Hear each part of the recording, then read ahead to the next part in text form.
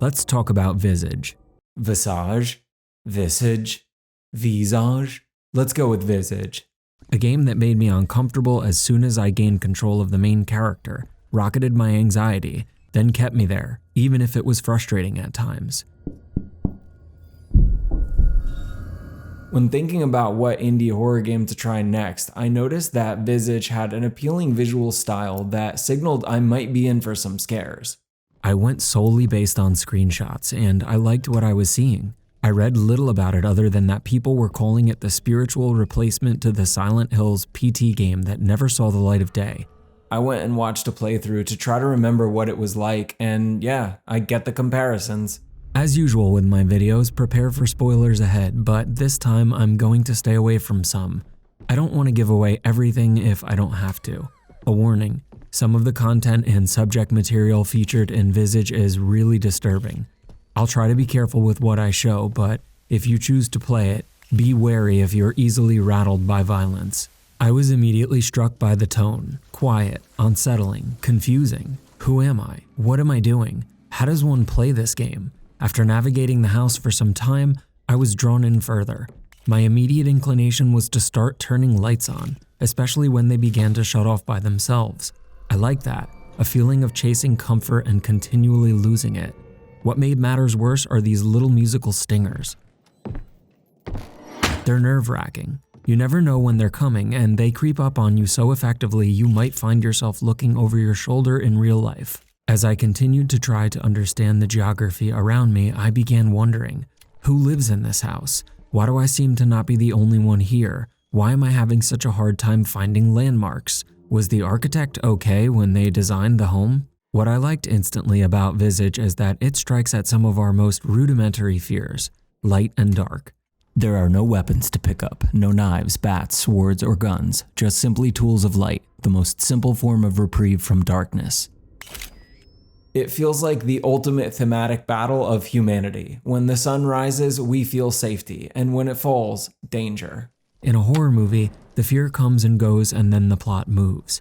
In Visage, you're forced to stew in it, to linger in the feeling of dread knowing full well danger will come again when you're not ready. Only a light source will bring you back any semblance of sanity. I continued to search for clues as to what to do and where to go as I ransacked this house in search of items. Then this happened.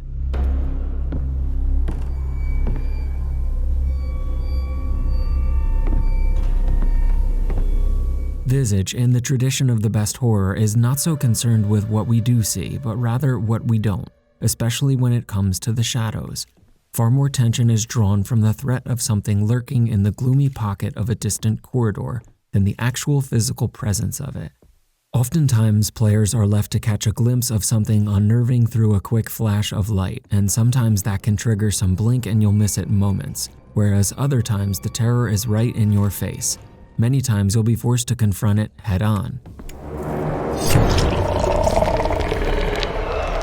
After a while, some of the psychological horror and survival horror elements started to become more clear. I started to take notes about where I might have left lighters and light bulbs, knowing full well I'd likely have to retrieve them later.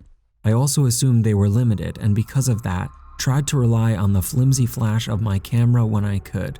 A battery mechanic for the camera flash would have been cool here too, but I was thankful the juice was infinite. How about the mechanics and overall design? I'm gonna be real, Visage can be frustrating. Often the goal is not clear, or I found that I was seemingly going from room to room trying to understand how to trigger the next story event. Sometimes I was unsure of what I'd even done to do it successfully. Visage does not hold your hand. In fact, it more often grabs you forcefully and tosses you into the abyss of exploratory trial and error, and tries to terrify you while doing it. Full disclosure, I did look at a guide many times, not just because I felt so desperately lost, but also because I have things to do, and to spend an inordinate amount of time flipping light switches and navigating the same rooms is something I don't even want to do in real life. The sanity mechanic feels inconsistent, at times even when navigating light and darkness. I only used the pills a couple times, and I'm still not entirely sure how they work effectively. I found myself wandering often, and when I wasn't doing that, I was trying to understand the puzzles the story was presenting. That's not to say I don't like puzzles or backtracking. I do. What I don't like is feeling a sense of aimlessness because an objective is unclear.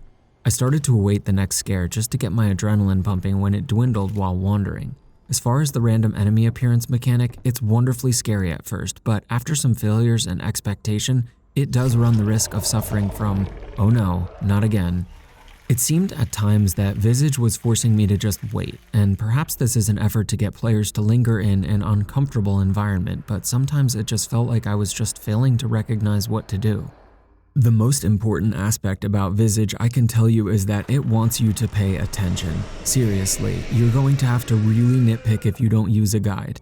It wants you to look for the most subtle of clues, backtracking around a sort of home base area in which even a minor difference or aesthetic change can provide the key to story or chapter progression. You'll find no twinkling keys or easily recognizable key items in this title. The proof of the slow pace is in the walk and run speeds. Dwayne Anderson, the main character, moves slow, signaling you should be paying attention. If and when the game needs you to run, the speed is temporarily increased. For the eagle-eyed player, small subtleties will not only give clues as to what to do, even though I missed many, but also make you question your own sanity. Was the mannequin in the room like that before? Was this door ever unlocked? Was there ever even a door here?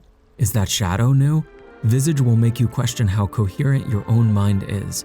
Because of the lack of direction, I'd often see how far I could get on my own without looking anything up, and if I felt I wasn't sure where to go or what to do next to progress, I'd do research. I felt no shame in this, if only because Visage is relentless in its lack of detail for objectives. As you uncover the stories of several of the home's residents, the descent into madness is layered with the symbolism surrounding each character's fates. It is often intriguing and disturbing. I found the first chapter balanced, the second maze-like, and the third the most straightforward. I'll save the rest for you to figure out on your own if you're interested in playing it.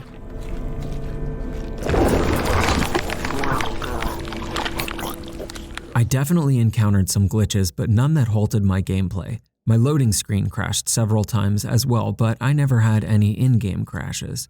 I think it's fair to say indie titles get a little more wiggle room when it comes to polish because they do not have massive teams working on QA.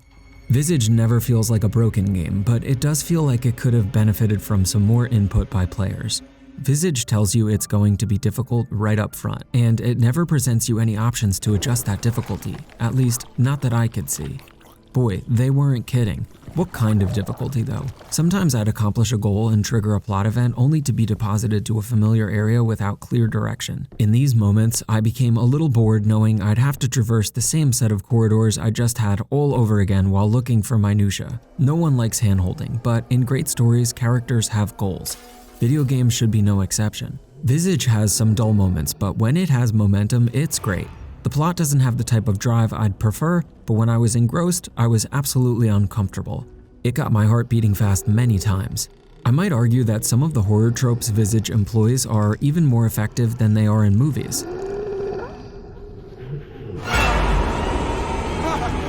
Every so often the game would really surprise me, but constantly referencing guides was hurting my immersion at times. I realized to play Visage I needed to be in the right mood. One that required some patience, time, and the preparedness to deal with the macabre scenarios I was put in. I found elements of Visage frustrating enough to put it down on several occasions, but resumed playing when the right moment struck because I wanted to know more.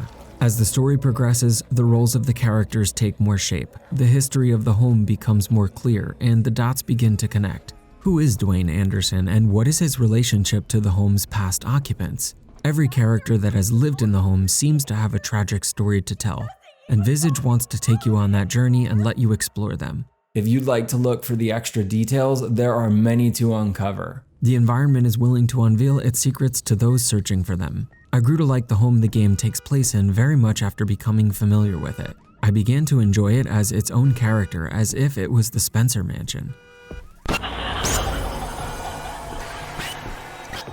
Maybe my inability to discover some of the game's secrets is a skill issue, and if so, I hope to try more exploratory horror in the future to increase my skills. Visage certainly gave me some of the scares I was craving, so it was satisfying in that regard. I'm not normally scared by these kinds of tropes, but with Visage, the tone worked. If you like to be challenged and intrigued and find joy in discovering all of the little details, Visage might be the game for you. If you like this video, feel free to subscribe to the channel, give it a thumbs up or comment. Share it with your friends or others who like horror. I'll be back with more soon. Be nice to each other in the comments. Thanks for watching.